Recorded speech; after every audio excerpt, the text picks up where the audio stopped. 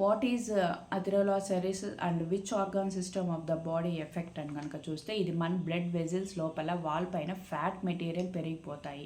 So అవి పెలిక్యూ అనే రూపంలో పద్ధతి బ్లడ్ వెజిల్స్ గట్టిపడుతూ ఉంటాయి.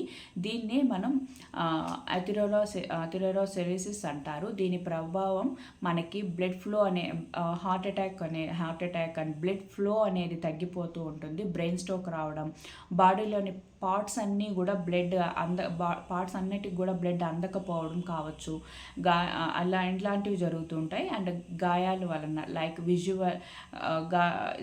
విజువల్ హార్ట్ బ్రెయిన్ స్ట్రోక్ వంటివి వస్తూ ఉంటాయి. బ్లడ్ వెజిల్స్ గాయమైనప్పుడు బాడీ కొలాజిన్ అనే పదార్థాన్ని రిలీజ్ చేస్తుంది. ఇది కూడా బ్లడ్ వెజిల్స్ మరింత తగ్గిస్తూ ఉంటుంది. ఈ బ్లడ్ వెజిల్స్ అనేది క్లోజ్ అయితే ఆ టైంకి ఆక్సిజన్ ఆగిపోతూ ఉంటుంది. ఫలితంగా మనకు సెల్స్ అనేది డెత్ అవుతూ ఉంటుంది.